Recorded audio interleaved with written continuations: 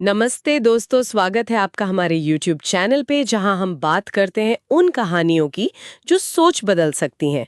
आज की हमारी पड़ताल एक ऐसे सवाल से शुरू होती है जो कई लोगों को सोचने पर मजबूर करता है कि क्यों कुछ बेहद पढ़े लिखे लोग अच्छी खासी नौकरियों के बावजूद मतलब आर्थिक रूप से संघर्ष करते रह जाते हैं और वहीं दूसरी तरफ कुछ कम औपचारिक शिक्षा वाले लोग भी काफी संपत्ति बना लेते हैं।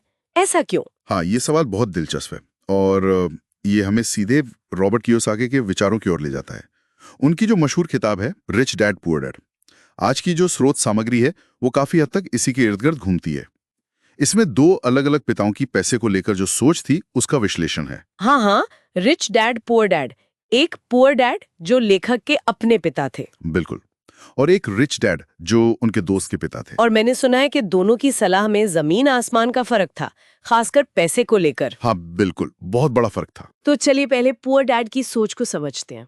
उनकी क्या सलाह होती थी, क्या कहते थे वो? देखिए, पुअर डैड जो थे वो पारंपरिक रास्ते पर मतलब ज्यादा विश्वास करते थे। उनका सीधा सा मंत्र था, स्कूल जाओ, अच्छे ग्रेड लाओ और एक सुरक्षित नौकरी ढूंढो। अच्छा, मतलब सिक्योरिटी पर फोकस था। हाँ, उनके लिए मेहनत और अच्छी शिक्षा ही आर्थिक सुरक्षा की गारंटी थी। वो मानते थे कि पैसा कमाने के लिए बहुत मेहनत करनी पड़ती है और एक पक्की नौकरी सबसे अच्छा तरीका है। लेकिन स्रोत तो ये भी बताते हैं कि इतनी मेहनत, पढ़ाई, प्रमोशन, इन सब के बाद भी वो आर्थिक रूप से हमेशा दबाव में ही रहे, यहाँ तक कि 60 की उम्र में भी कर्जों से जूझ रहे थे। बिल्कुल।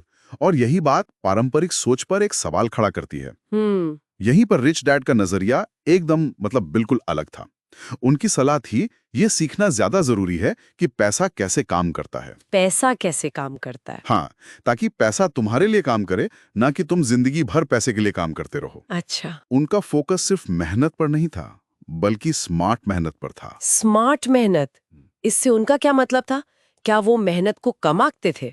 नहीं नहीं, ऐसा नहीं है। मेहनत को वो भी जरूरी मानते थे, बिल्कुल जरूरी। लेकिन उनका जोर ऐसी गतिविधियों पर था जिनसे पैसिव इनकम बन सके। पैसिव इनकम यानी निष्क्रिय आय? हाँ, ऐसी आय जिसके लिए आपको लगातार मतलब हर रोज सक्रिय रूप से काम न करना पड़े। जैसे बिजनेस बनाना, सही जगह निवेश करना और सबसे जरूरी संपत्ति यानी एसेट्स बनाना। एसेट्स। और यहीं पर वो एसेट्स और लायबिलिटीज वाला कॉन्सेप्ट आता है ना। बिल्कुल, जिसे रिच डैड ने बहुत ही सरल तरीके से समझाया। हाँ, जरा इसे और स्पष्ट करेंगे क्योंकि ये बहुत महत्वपूर्ण लगता है। हाँ देखिए, रिच डैड की परिभाषा बहुत सीधी और शक्तिशाली है।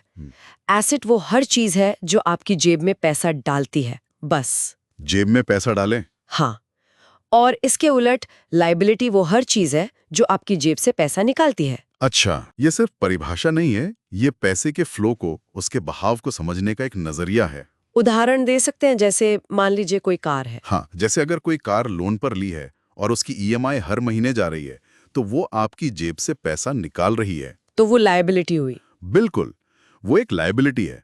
लेकिन अगर वही कार आपने टैक्सी सेवा में लगा दी और उससे कमाई हो रही है, पैसा जेब में आ रहा है, तो वो एसेट बन सकती है। सही, तब वो एसेट बन गई। इसी तरह सिर्फ रहने के लिए खरीदा गया घर जिसकी मोटी किस्तें जा रही हैं, वो लायबिलिटी है। हम्म। लेकिन अगर कोई प्रॉपर्टी किराए पर दी है और उससे हर महीने पैसा आ रहा है, तो वो एसेट है। समझ गए। तो सारा फोकस कैश फ्लो पर है, पैसा अंदर आ रहा है या बाहर जा रहा है। एकदम सही।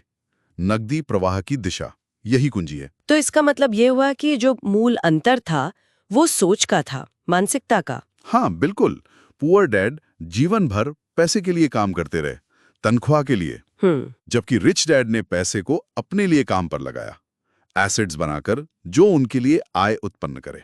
और ये सब करने के लिए क्या चाहिए, मतलब कैसे किया उन्होंने ये सब जुड़ा है वित्तीय समझ से, फाइनेंशियल लिटरेसी जिसे कहते हैं। फाइनेंशियल लिटरेसी यानी पैसे की समझ। हाँ, पैसे को कमाना, बचाना, निवेश करना और उसे बढ़ाना, इसकी कला और विज्ञान को समझना, ये वो ज्ञान है जो हमारी पारंपरिक शिक्षा प्रणाली अक्सर नहीं सिखाती है। सही कहा, स्कूलों में ये सब कहाँ सिखाते हैं। बिल्कुल।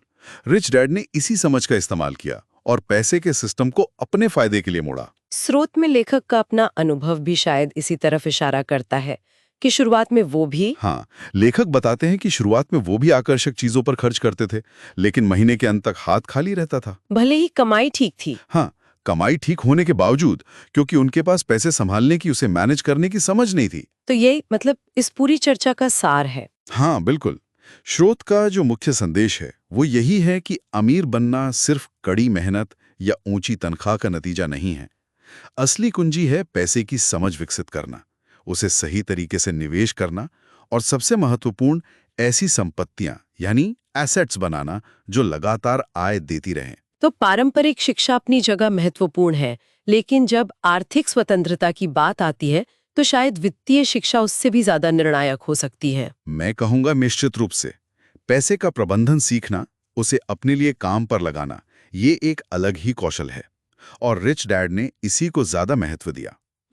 तो चलिए आज की चर्चा को इसी विचार के साथ समाप्त करते हैं, जो स्रोत के अंत में भी कहीं ना कहीं छुपा हुआ है।